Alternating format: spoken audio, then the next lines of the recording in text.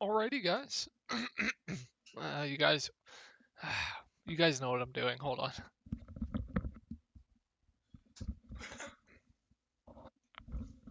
All right, so we're gonna go over this Monday Night Football slate. Oh, I'm so excited! If you guys thought tonight was bad with Denver versus the 49ers, can't wait for tomorrow with Cooper Rush versus Daniel Jones. Should be a really good one. I'm super excited.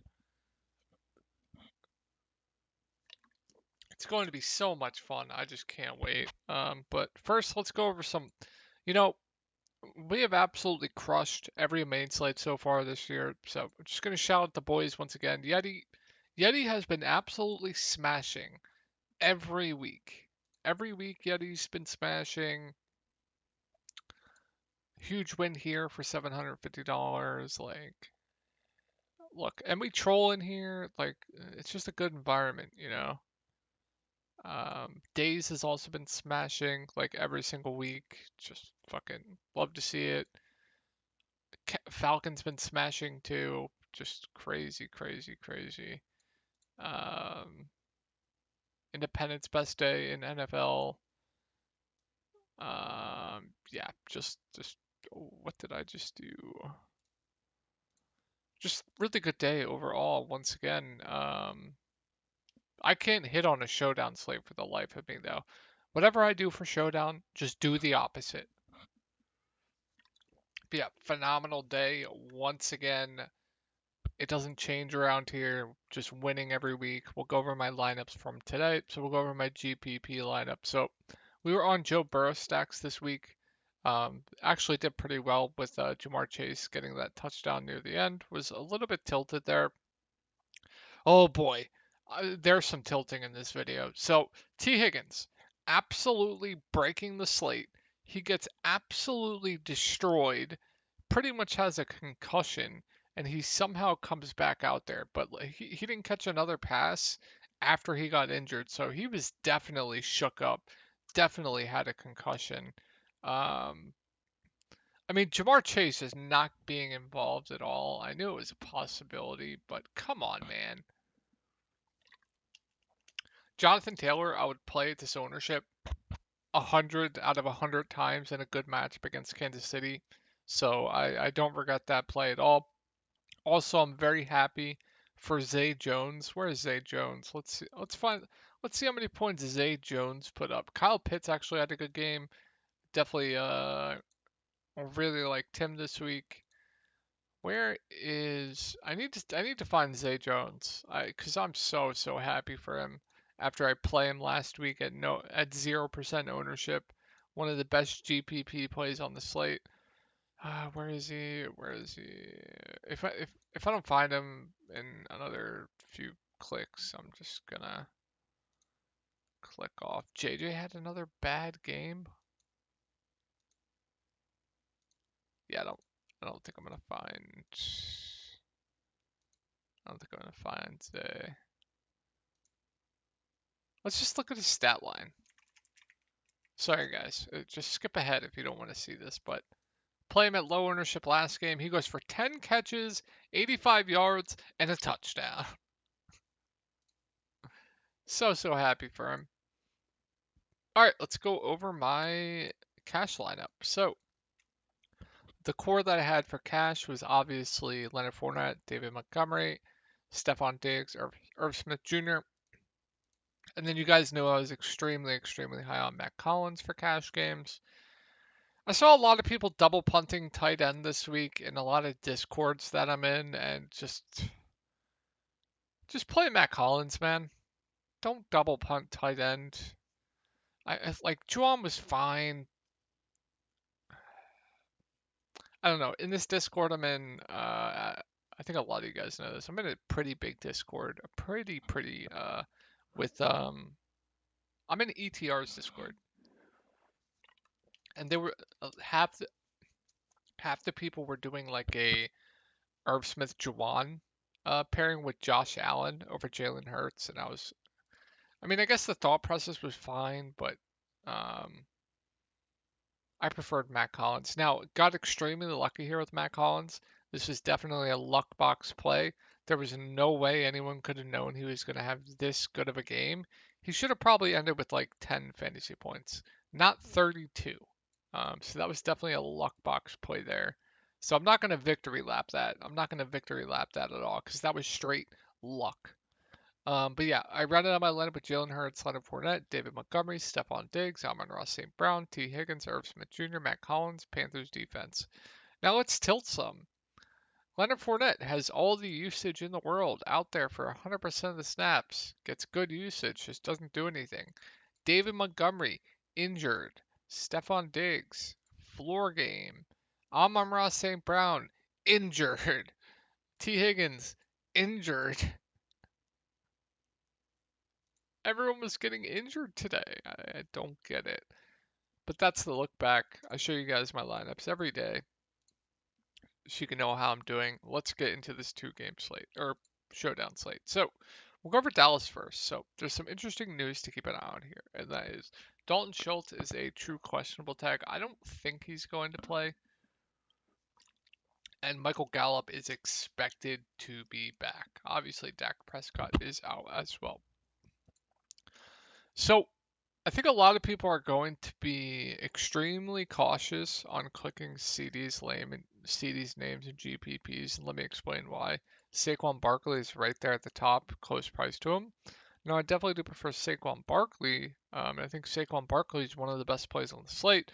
But if nobody's going to touch CeeDee Lamb's name in tournaments, I think he's a very interesting GPP play. We're going to have to wait for ownership tomorrow, but I do like him for GPPs if nobody's going to click his name. My only worry is Cooper Rush obviously isn't an efficient quarterback. He's not going to be efficient. Good to see he did throw the ball 30 plus times, but he's not going to be efficient. So that could hurt CeeDee Lamb's ceiling and floor. So that's my only worry there. But I like him for tournaments if no one's going to play him. Cooper Rush, 9.6K. Now, we're getting quarterbacks at cheaper prices in these games. And I know it's disgusting, but a quarterback has a very high floor. I don't care who's a quarterback. It could be Cooper Rush. I don't care. The chance of him putting up 10 plus fantasy points, especially in a low total game, as his floor, he had a bad game last week and he still put up 13 fantasy points. So with that floor, I think Cooper Rush is definitely firmly in play. Now, you're not going to get excited clicking on his name, but I don't really care. He's cheap, has a high floor. So I think both the quarterbacks are solid plays on this slate. They did a good job with the running back pricing between Ezekiel Elliott and Tony Pollard. And you want to know what I mean by good? They're completely out of play for me. Ezekiel Elliott seems to be dust. They're splitting snaps. Tony Pollard is clearly the better running back, but they keep going to Ezekiel Elliott. Now, the good thing with Zeke is they're going to feed him. He'll be involved in the passing game somewhat, like 1 to 2 targets here.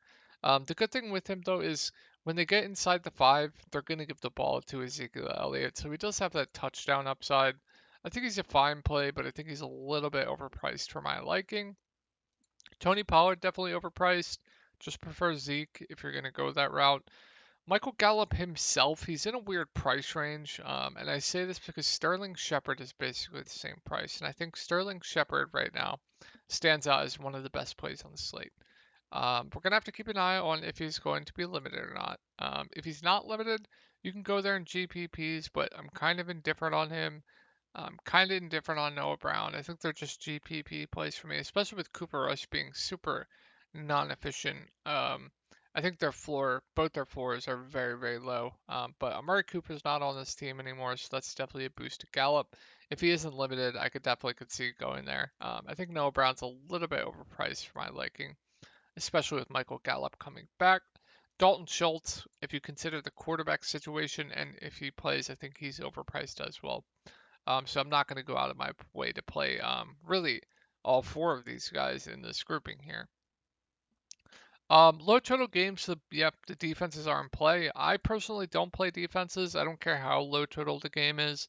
I will not be playing the defenses. But yes, they're solid values. I can't do it. The kickers, solid values as well, especially when it's a low scoring game. The reason why I say that is because in a lower scoring game, that means the position skill players aren't doing as much, so that makes more of a chance of field goals, and those field goal acquired points more optimal for Brett Myers. So I think the kickers are both good values as well. Now, there's two options here down below that I think are very, very interesting plays if Dalton Schultz is out. So if Dalton Schultz is out, Jake Ferguson is going to be a very popular play at $200. We know Dallas, excuse me, we know Dallas does like to target their tight ends, and they do run a lot of two tight end sets. So Ferguson is going to be an extremely popular value play on the slate tomorrow, with Dalton Schultz likely to be out. So at $200, even if he puts up a zero, he's not going to kill you. You can definitely still cash with him. And with how they run their offense with their tight ends and their two tight end sets, et cetera, I think Jake Ferguson, assuming Dalton Schultz is out, is the best value play on the slate. At this price, he's just a free score basically. So if Dalton Schultz is out, definitely play Jake Ferguson. And then I think another interesting play is Hendershot here. With them running two tight end sets, Hendershot's going to be on the field a lot. If we take a look at last week with Dalton Schultz healthy, Hendershot still played 7 snaps. Jake Ferguson played 34. So those 34 I would assume go to Hendershot. So I think Hendershot's definitely going to be on the field a decent amount if Dalton Schultz is out. And I think he's in play for value as well. I definitely don't hate it if Dalton Schultz is out. Like, I don't know if you'll have to do it. Like, if we put in Hendershot and Ferguson, how much do we? You can just play anyone you want. I don't think we have to do it. You can play anyone you want just with Ferguson, but um, thought I'd just say it's an interesting option. Maybe if everyone's going to go to Jake Ferguson in GPPs, maybe you just take the shot on Hendershot and hope he does better than Ferguson. That's the game theory that you should be thinking about. And considering ownership, I think that might be a pretty sharp play in tournaments. Now, it's going to fail a lot more often than not, but I think it's definitely viable. So obviously Saquon Barkley's the best play on the slate. There's enough value to definitely jam him in. The volumes right now is insane. He's a 5 box running back, going to be involved in the passing game, going to get 20 plus touches. They are at home. They are favored. Not much to go over there. I think Saquon Barkley looks phenomenal here. And I don't know why Daniel Jones is cheaper than Cooper Rush. This price for Daniel Jones just seems way too cheap. He can get there with his legs as well. 10 attempts, 6 attempts. I think he'll have more than 20 rushing yards. They're going to throw the ball a decent amount as well. I think Daniel Jones looks like a very good play at 9.4K. And then Sterling Shepard at 7.6K with Kadarius Toney and what's his name? Wendell Robinson out. I think looks like point per dollar the best wide receiver play on the slate. So I absolutely love Sterling Shepard here. I think he looks phenomenal. Kenny Golladay barely played last game. He only played 2 snaps, but with Robinson and Kadarius Toney out, you could see him play. Just a dart. He'll be low owned. Just a dart, in my opinion. And then Richie James Jr. with Kadarius Toney and Robinson out. Richie James Jr. is going to be the clear number wide receiver too. And right now, he's projecting really, really well at 5.4K. He's another guy on this slate that I absolutely love. Him and Sterling Shepard, I love on this slate. Sills will play a decent amount as well, but I definitely do prefer going to Richie James. Not going to get to the tight ends. The kicker is fine. Defense fine. And then there's not really anything else down here for me. So yeah, hope you guys enjoyed this video.